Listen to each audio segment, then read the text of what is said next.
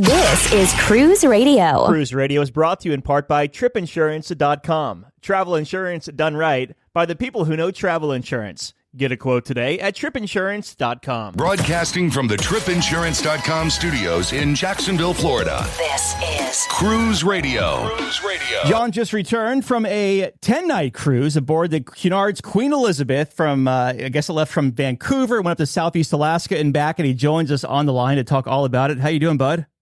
Well, Doug, how are you? Good. So you're up in the New York area, and you made your way over to Vancouver, rather, for this sailing, then up to Alaska. But before we get to the Queen Elizabeth itself, which I'm super stoked to talk about, let's take a step back. Like, give me some pre-cruise thoughts. What made you want to sail this 10-nighter in Southeast Alaska on Cunard? Because that's a cruise line that doesn't really sail, not really known for sailing the Alaska region, I'd say. Well, this was really a bucket list item for my partner. I had actually cruised to Alaska back in 2022 with Royal Caribbean on the Ovation of the Seas.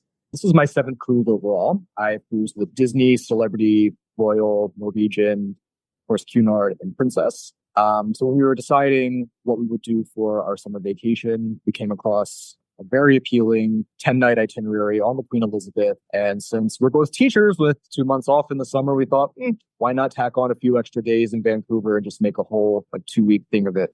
Don't take this next question the wrong way, please. So you sound like a younger guy, and the times I've been on Cunard, it's definitely an older demographic because of the nature of the voyages and such. What is the draw for you? Good question. I'm a ship buff. I have been since childhood. My father was in the Navy. I grew up fishing with my dad, and just being around water and boats and kind of just fired my imagination. I was at a Titanic a lot when I was a young kid, and that's how I found out about the Cunard line. And I was just always sort of drawn to that. I liked the tradition, I liked the Britishness and the heritage. So that was really kind of the main draw for me. So you make your way from New York over to Vancouver. You mentioned you've done a little pre-cruise, post-cruise time over there. What kind of sights did you see in Vancouver before your cruise? I love Vancouver, and I had actually taken a week-long solo trip last summer, and I got to really kind of absorb everything that it has to offer. This was more of a abbreviated time out there. Highlights include definitely Granville Island. I mean, it's just, so hip and so fun. Stanley Park. We spent a good half day just walking around Stanley Park and just decided to extend our little trip to probably about 2/3 of downtown. So we ended up covering about 40,000 steps. And we did the Van Dusen Botanical Gardens and Queen Elizabeth Park. It's time to embark the Queen Elizabeth. You make your way to Canada Place. How was your embarkation process, and how long did it take you to get from the curb to the ship? So I know that Canada Place is kind of notorious for really, really long embarkation lines. That was not our experience. We were thoroughly prepared for it to be, just an absolute dumpster fire, and it was not. It was maybe, I always tell myself I'm going to record, start a stopwatch from curb to ship, and I never do. But if I had to guesstimate, I would say probably 20 minutes. How many ships were in port that day, or were you the only one? There was a Princess ship. Okay. I've heard that a lot too on the show, doing reviews, people saying that it's crazy long. But when I boarded it back in May, I was on Holland America, and there was also a Celebrity Edge class ship and also a Princess class ship in port with us. And it was 30 minutes max to get through there. So they really had their stuff together, or the new technologies working, because for me, it was perfectly fine. It sounds like you had a good experience too. Yeah, it was very organized and efficient. No hangups or delays at all. I had heard that it was something to do with immigration or customs. That I don't know if they've just worked out the kinks in their systems, but we just uploaded all of our passport information directly to Cunard, and I guess they had it sorted. So you make your way on board Queen Elizabeth. What were your first impressions?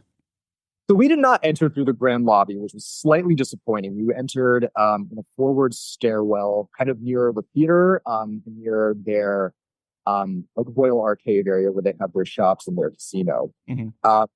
But just from the moment you step on board, I mean, you're just enveloped in elegance. It's so rich and beautifully furnished, and just there's little decorative flourishes everywhere. I mean, it Cunard capitalizes on that sort of thing. It's the kind of glamorous Art Deco styling, and it's just, just kind of like washes over you, and you just feel something. It's a very good first impression, and just continues all throughout the ship. It's not enormous. It manages to, it has, the big rooms have the grandeur, but there are many small and cozy nooks to occupy and just kind of relax and enjoy yourself. Yeah. You make your way to your stateroom. What kind of stateroom did you have for this 10-night cruise, and what did you think of it throughout the voyage? So we booked a standard balcony room, and we were expecting it to be dated, and it was. But we were also pleasantly surprised. It was very comfortable. It was spacious. We had, enough storage. The balcony, Cunard, I think probably in premium category has some of the biggest balconies. The balcony was a huge draw. My partner is 6'3", and I wish I could show you pictures of the way we test the size of balconies. He just like outstretches his arms and wingspan for scale, and he had plenty of room. Okay. So that was great for, those sea days and going through Tracy Arm and Glacier Bay. We spent a lot of time out there. So that was a real plus. Obviously it lacks some of the bells and whistles. It doesn't have like the USB outlets on either side of the bed, but we enjoy very much unplugging on these trips. But the stateroom is spotless, as was the bathroom. The bathroom does have that annoying and rather infamous clingy shower curtain, which is not very premium, but a small thing. As far as the dining on board, and this is one part I really I'm a little confused about, because when I was interviewing Richard about his sailing, I think he called it like the Lido and King's Court. Is that the same place, or is that just the name of one place? It's the name of the buffet. So on the QM2, it's the King's Court. For whatever reason, on the Queen Elizabeth and the Victoria, it's the Lido. Gotcha. Okay, and how was the food in there throughout the week? And I'm curious, like Richard was saying, there was a lot of British food being served there, and I understand he was sailing out of the East Coast. With you being on the West Coast, was it the same way, like that traditional British food, or was it more of like American fare? Actually, it skewed a little bit more French. Oh wow. Yeah, because I know what Richard means. I listened to that episode and I was like, yep, that is definitely true of the menus on the transatlantic crossings, which we enjoyed when we crossed, but this definitely skewed more French. And overall, the food was really a highlight. I mean, I had heard, obviously I had experience with Queen Mary too, but I had heard from reviews and podcasts and travel bloggers that the Cunard food could be a little hit or miss, and it was, I think, probably better than we could have expected. The buffet is it's buffet food. The selection is probably a little bit more limited than you would like. I never had any trouble finding something good. The main dining room, so the Britannia, I felt was probably the strongest main dining room that I had experienced in that premium category. It took us by surprise. Food tasted very fresh. That was my impression, is that everything tasted very fresh. And I'll tell you exactly what I mean. So like we ordered a pumpkin pie, and a store-bought pumpkin pie looks orange, but a homemade pumpkin pie looks kind of like a pale brown. And the pumpkin pie in the Britannia was a pale brown, and it tasted like fresh pumpkin. It tasted like fresh vanilla, and seemed like it had been made on board. Mm-hmm. I thought, this is really good. And then like elsewhere around the ship, I started noticing things like that. Like, you'd go to the Cafe Corinthia in the morning, get your cappuccino, and they give you a little biscotti. A store-bought biscotti, could practically break your teeth. Mm-hmm. But a fresh, like homemade one, does have like a little bit of give to it. It's not like rock hard. And that was exactly the consistency and texture of this biscotti. So it was like little things like that. Or, you eat your main course and you could, taste, like a little bit of like a punchiness from the herbs coming through. And so the impression we were left with was like, either they're making everything here on board and like nothing is, I mean, I'm sure things are pre-made. They're like most of the food is made on board, or they like sprang for the good stuff from Cisco and paid a good amount of money. Very, very happy with it. Let me ask you this. Sorry to jump in here. So when I was talking with Richard, and I'm going to kind of compare me speaking with him too, just because you're only my second really official interview I've done with Cunard. So I'm going to ask a couple of questions that maybe I needed some clarification on, or that sparked an email from his interview. But Richard was saying the dining is kind of in a class system with different dining rooms. Is that how it's laid out? Yes, it is. Right. So the Britannia is the main dining room for the bulk of the passengers, about 80% of them. Mm-hmm. And I guess, the probably the antiquated and the impolite term for it would be, like third class. Right. And then there's Britannia Club, which is open seating. And I think The menu is the same from what I understand, but I think the main selling point is that, you do get the flexible dining, but I think there's also like a slightly higher staff to guest ratio, which I'll come to service later on. That was not a problem. And then there's Princess and Queen's Grill, which is those restaurants are located, far away at the top of the ship. This sparked an email saying, "Oh, why do cruise lines still have class systems?" But if you think about it, like Norwegian's the Haven, right? You're in the Haven dining room. Royal Caribbean Suites, you have Coastal Kitchen, you have the top sale restaurant on MSC. So like if you're staying in a premium area, you get premium dining. It's really not like I don't know, nothing to get bent out of shape about. It's just like if you pay more, you're going to go into a more premium place, right? Yes. I think Cunard maybe gets a little bit more raised eyebrows because it's just something that's baked into their DNA. And it's interesting you bring that up too, because this is a point that Gary Bembridge on YouTube makes a lot. It's actually, when you compare Cunard's grills experience to a lot of other ships within ships, it's really not that extensive. Mm-hmm. And it's really not that overt in the face at all. I certainly never felt that there was it wasn't like you could pick out like Queen's Grill House. Most of the ship is open to. Any other restaurants you may have dined at, specialty restaurants or maybe like pub lunches or anything? So Cunard is not really big on the specialty dining. They do have their big specialty menu is the Veranda Steakhouse. And we did go there. So we went there for one night. And I would say we enjoyed it. The food was good. I did not feel that it was enough value added to justify paying for it again. I'm glad I did it.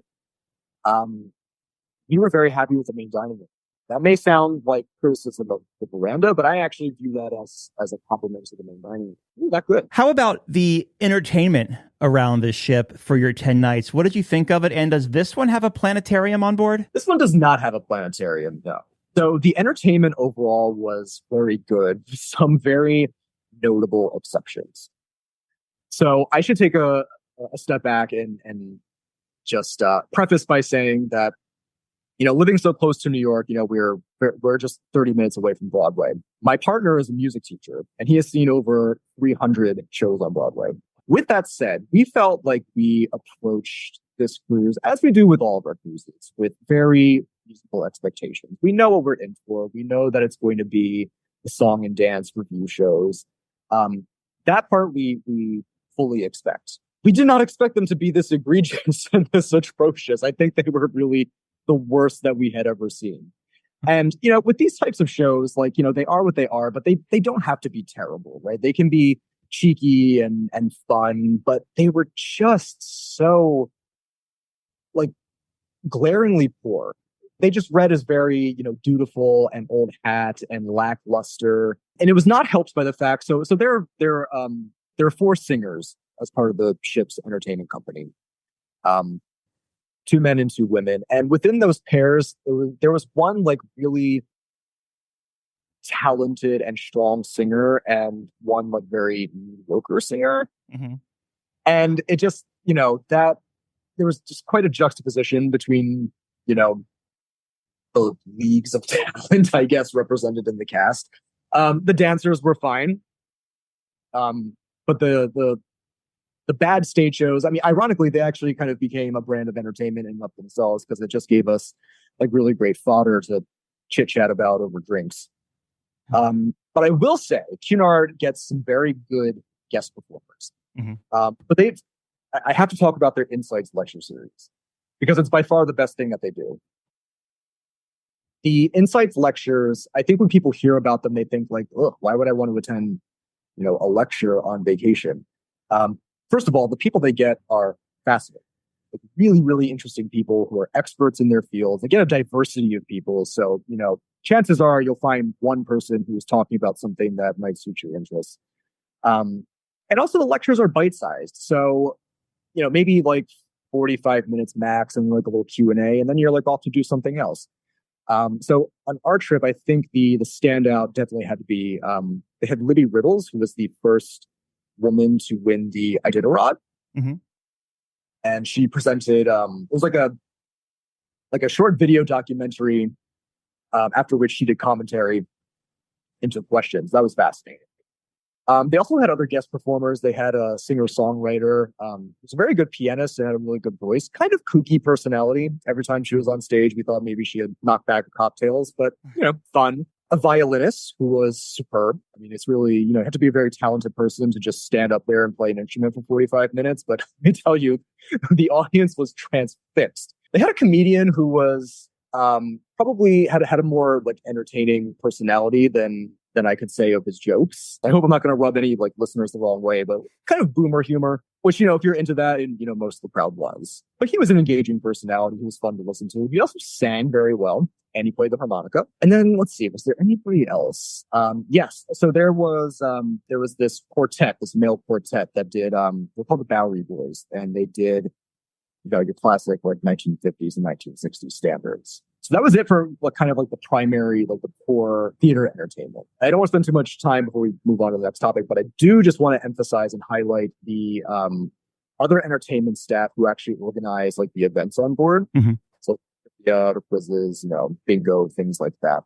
Cunard does this, I think, probably better than any other cruise line. Like trivia is like an Olympic sport. And what was fun about the Queen Elizabeth is that the entertainment staff that puts on those events, they're all like in their 20s. Like they're younger than me. I'm 28. And I'm looking at them like they're kids.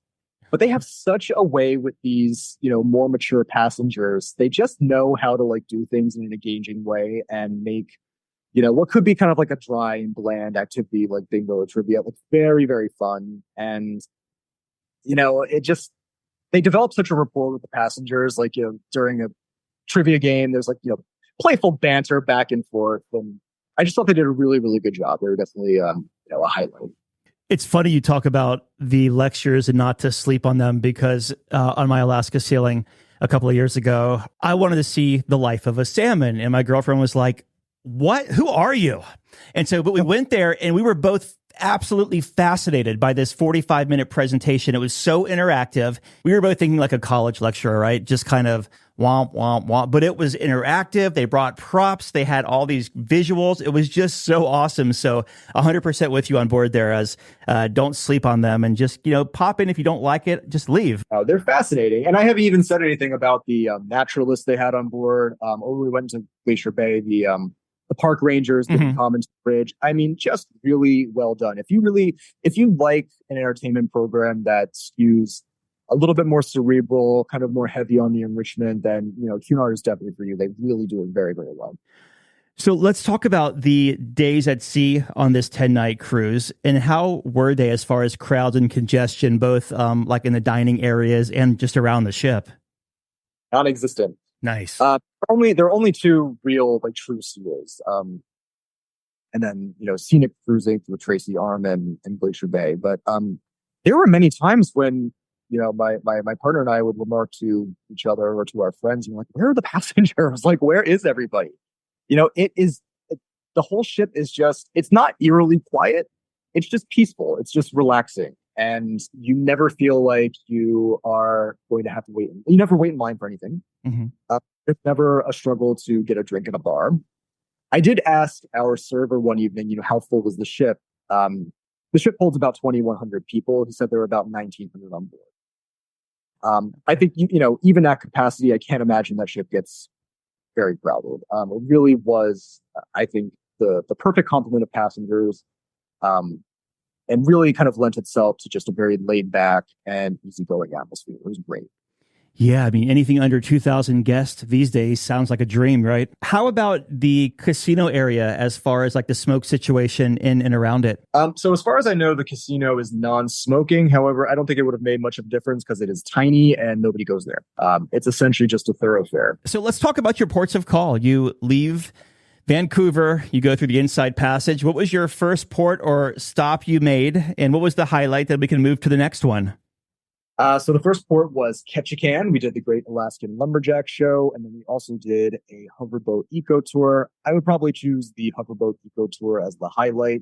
It's just great to get on, a small craft and, sail out into the harbor or the sound, and just do a little bit of island hopping. You get to pull up right on the beach, and anybody who's ever been to Alaska will know what I'm talking about when you just like stand in the middle of the woods and just like breathe in a deep breath of fresh air, and it feels clean, and there's something about it that's really good for the soul. Any good food or drink places you hit up in Ketchikan? No, so that was a slight regret, is that we did not really dine in any of the ports. Mm-hmm.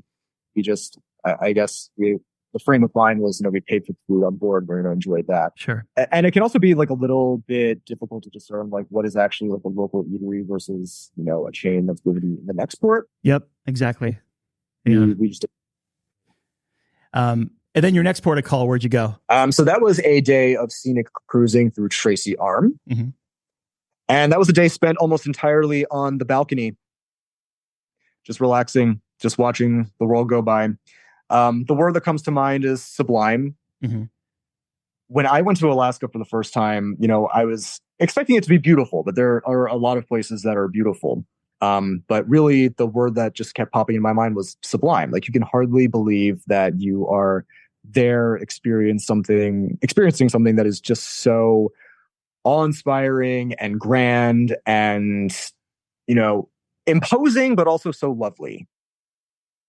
And then like a whole day of that. Yeah. Just like practically a whole day sailing through it, from the comfort of your cabin, sipping champagne, ordering room service, which is free, by the way. Kudos to Cunard. When you're in Glacier Bay there and you're like, close to the face of the glacier, however close you were able to get, does the captain spin the ship around? Yes. They also open up the bow. That's one of the perks of that class of ship because it's a Vista class. It's usually a crew-only deck. What's your next port of call? Juneau. So we did the Mendenhall Glacier and the Mount Roberts Tramway, and the definite highlight was the Mendenhall Glacier. A little word about the Mendenhall Glacier. So it used to be that if you did not want to do like a cruise line excursion, you could just pay like $30 or $40 for the blue bus or whatever it's called, and it would take you there. That is kind of no longer the case. It's more of like a guided tour than it is a shuttle, and it's a little bit more expensive than it used to be, and it's actually comparable to what you would pay just to go with the cruise line. So that's actually what we did. So we ended up buying like a bundled ticket that took us to the Mendenhall Glacier and then back to the port to the Mount Roberts Tramway. So it included both. And yeah, same thing with the Mendenhall Glacier. The word is sublime. I mean, you get up close to, just beautiful cascading waterfall and stunning blue ice, just mesmerizing. It's crazy to see. Do they have, I haven't been there in years. Do they have the marks where like it shows you how much it's receding? They do. Yes. Yeah. Yes. And that's not exactly encouraging. Yeah. That's pretty wild. But it is fascinating to think about, right? I mean, you're standing, vast expanse, and to think like, oh my God, like if I were here, however many hundreds of years ago, actually, I don't even think it was that many years ago. It's like relatively recently that whole area was covered by ice.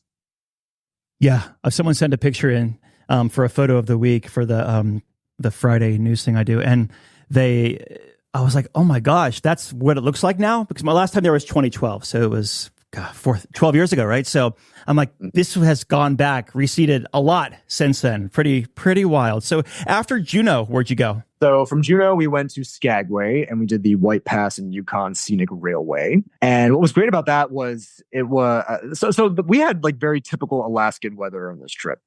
When I did my first Alaskan cruise in 2022, we had like, unseasonably great weather. It was like storybook weather, just clear blue skies, sunshine. This time around, not so, misty and rainy and damp, but very green and very, verdant. And so going up the mountain was a real treat because it looked very kind of grim, but also very impressive and kind of awe-inspiring. Just, as you're winding your way up through, the bluffs and getting closer and closer to the top. And then you go through the cloud line where you can't see anything, but then it kind of parts and you get like this grand vista of just a wonderful forest and mountain range before you. The White Pass, such a cool opportunity and so amazing. Did you sit like in one of the front cars so we went to when we did it in May, it was so packed, but no one wanted to walk. I think there's a bunch of lazy bums on mine. So we actually walked to the very, very front car. So we were the first car behind the engine. And we maybe had 20 people in the whole car with us. And so we were like, I spent probably 80%, 85% of the time sitting out there on the front, just watching outside. Because it was so nice, like, in the 60s, maybe mid 60s, maybe lower 70s, nice and cool, just windbreaker weather. No one was there. No one was pushing you out of the way, trying to see it as well. Were you in one of those carts, or did Cunard have their own little private situation going because they also had that excursion where it was a little more of a upper brow experience. So we did not book through Cunard. We did not have the upper brow experience. Okay. That was okay though, because we got so we actually were able to get into an earlier time slot than we had booked. We got to the railway depot a little bit ahead of schedule. So we just swapped the tickets. They were very good about that, and we got on the earlier train, and we were in like one of the middle cars, and yeah, I think maybe about like 15 people were there with us. Oh, that's nice. It was not crowded at all. Nobody was like jostling to get, on the outside platform to get their pictures. Everybody got their good shots. Yeah, it was great. I guess in all fairness too, like there were 5 ships in port when we were there, so there might not have been that many there either. So we had a huge Princess ship, like one of the Royal class ships. We also had 2 Pinnacle class ships with Holland America, and some other ones as well. So there was a few, quite like over 10, probably 20,000 people, close to 20,000 people in port that day. So that's probably why we were packed in there too. Yeah, we were in port. We were the 3rd ship in port. Gotcha. The Grand Princess was our neighbor, and then I believe the Zondam. Gotcha. Oh, those smaller ones. That's not bad at all. So after Skagway, where'd you go? Skagway was Glacier Bay, and that I would say was probably the highlight. Traveling through Tracy Arm, you think like, oh my goodness, what could be better than this? And then you go to Glacier Bay. I'm kind of embarrassed because I'm an English teacher and I'm coming up short on words. It's just that it's actually like almost life-changing. And I think anyone who has been there like knows what I'm talking about. And if you haven't been there, it is kind of difficult to wrap your head around. It is just one of those places that makes you quiet when you look at it. And when you're sailing through it, because there's, in the national park, there's a zero noise policy. So the ship can't make like any announcements or anything like that. So it's just still and quiet and peaceful. Just the kind of place that if you have not been, you just have to get there as soon as you can. Especially if you have really blue skies. It's just 10 times better there. It's one of those. Did they offer an excursion if you wanted to get out and go to the face of the glacier or anything like that while you were up there? Not to my knowledge. No. Okay. But they did bring on board the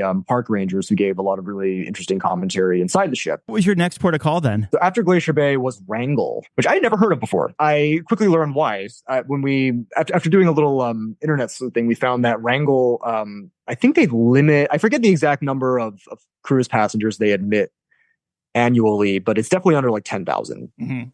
Now that I remember. And I think for that reason, the town retains a lot of its charm. It feels very much like a living town. Yeah. Like, you go into town and you go to like the Ace Hardware store where like the local people go to like get stuff to fix their homes and their cars. And I think for that reason, also the townspeople are just a little bit more. It's not that any other ports have like unwelcoming people, but there was much more of a sense of like, come in, welcome to our community, like come to our coffee shops. This is our home. This is where we live, and we're happy to share it with you. As far as highlights, so. The funny thing about Wrangell is that there were very few excursions available through Cunard until like a week before. They released a ton of excursions and they sold out immediately, which didn't matter anyway because they were like obscenely expensive. Like if you want to go salmon fishing for, $1,000 a person, have at it. That was not us. But we did go to the Petroglyph Beach, which was really interesting. Yeah. We climbed Mount Dewey as well. And they also have a really cool community center. It's like a mini museum with with all kinds of like Native American relics and really cool like tongue-tied anthropological exhibits to see. That would really, if you're a history buff, that's definitely, something you want to add to your list if you're going to Wrangell. Yeah, Wrangell is one of those places that I just went to get a hoodie, which is still one of my favorite hoodies I have.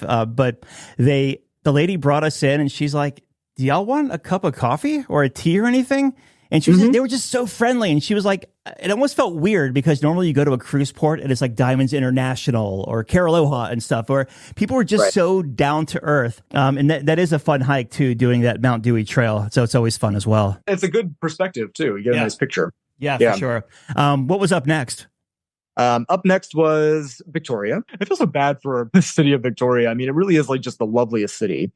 Probably more picturesque than Vancouver. And it's very much an afterthought. You know, you're calling there for like maybe a few hours and then it's perfunctory, especially if you're leaving from Seattle. Sure. But we tried to make the most of our time. So we booked an independent tour. It's like a walking guided food tour. Mm-hmm. And it was great. It took us to, a lot of really cool like artisan shops and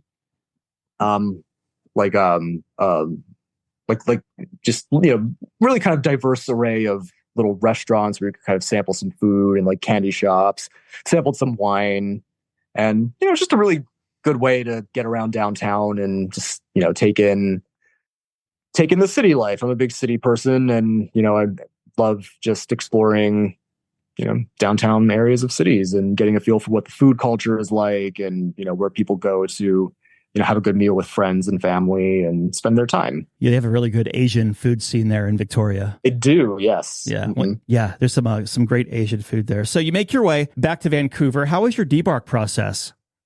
Debark was slow but organized. Mm-hmm. It was not all chaotic. I will say this is where Cunard's like zero announcement policy needs some reworking, because while I appreciate that there are no intrusive announcements throughout the cruise in your cabin, like that's the one time when you need announcements in your cabin, right? Yep.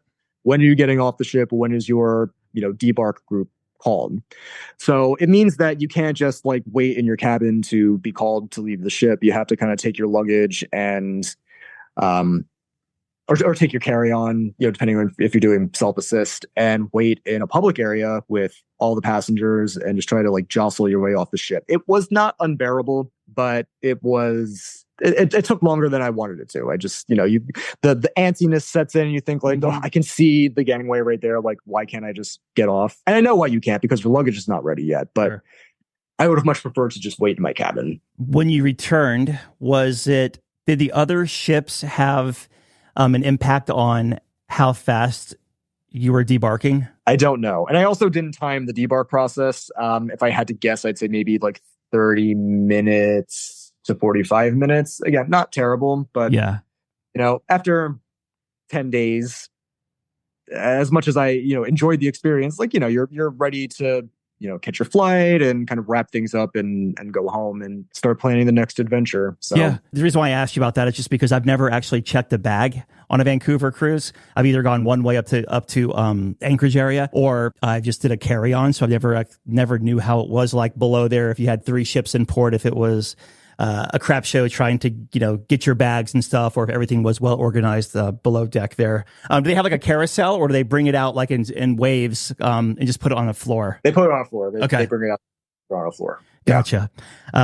Well, let's see here. Do you have any first-time tips for anyone considering sailing a Cunard cruise, or in particular the Queen Elizabeth? Yes, absolutely. It is a ship that is very well suited to Alaska. It has a coziness that I think is conducive to a good experience if it's your first time in Alaska.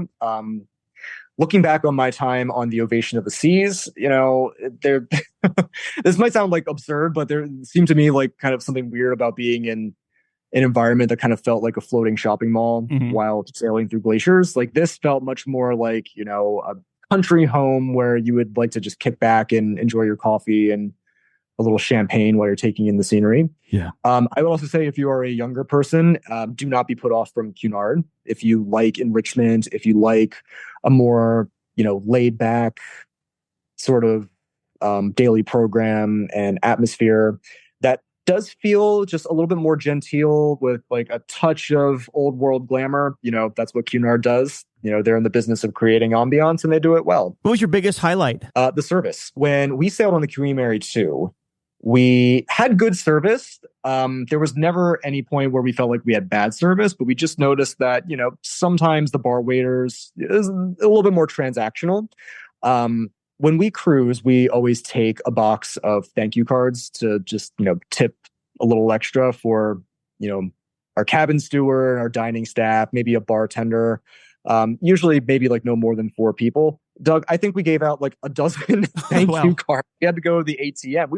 We were really just so impressed. I have heard the word aloof used to describe Cunard's crew members. I don't think that's accurate. They are not as effusive and like overly friendly as you would maybe expect on like Carnival or Royal Caribbean. But they're absolutely polite and very personable. They're happy to chat with you. They love when you ask them questions about, where they're from and their families. And they're just very, very professional, very, very professional. So we felt very well taken care of, and just welcomed. So do you have like Southeast Asia on your bucket list now after talking to them? 2 years from now. Yeah. Awesome. Very cool. I love that. And in closing here, your final thoughts of Queen Elizabeth. The best cruise that we've done yet. If we wanted like better food and better service, like we probably would have had to pay for like Azamara Oceania. Like we would have had to go up like a whole price category. We just felt that the core elements that make a cruise really, really good were just everything was right. Yeah. Was everything perfect? No. I mean, could they use a medallion to make things work a little bit better, like Princess? Yes, absolutely. That's the one thing I will say. Cunard, they're trying to modernize like their ship decor. No, don't do that. Like keep the Titanic-esque stuff. Just get a proper app and a medallion. There you go. Overall, the best that we've taken so far. We've been talking with John about his 10-night cruise to Southeast Alaska on the Queen Elizabeth. John, thank you so much for stopping by and sharing your vacation with us. Thank you, Doug. Appreciate it. Just back from a cruise? Let's talk about it. Email Doug at cruiseradio.net. A big question we get at Cruise Radio is, how do I know if I need trip insurance? Simple answer. If you're getting on a plane, taking a road trip, or getting on a cruise ship, you need to have travel insurance. Hey, it's Doug Parker from my friends at tripinsurance.com. Not only does tripinsurance.com protect your vacation investment, but it also gives you peace of mind in case anything were to go wrong on your trip. How do they do it? They offer 3 different types of trip insurance policies. Good, better, and best. One policy for every vacation budget. But it doesn't just stop there. They're up to 40% lower when you shop around on other comparison sites. Plus, tripinsurance.com offers 24-hour customer support before, during, and after your trip, online claims assistance, and travel alerts to let you know what's going on at your destination. But find out for yourself. Check out tripinsurance.com. All right, Dougie, let's see what we got for you, buddy. Cruise Radio is produced at the tripinsurance.com studios in Jacksonville, Florida. Get cruise news, ship reviews, and money-saving tips every Thursday on Cruise Radio. If you've enjoyed this episode, please subscribe to the show. If you want to help spread the word, give Cruise Radio a 5-star review. Find Cruise Radio where you listen to your favorite podcast or online at cruiseradio.net. I'm your announcer,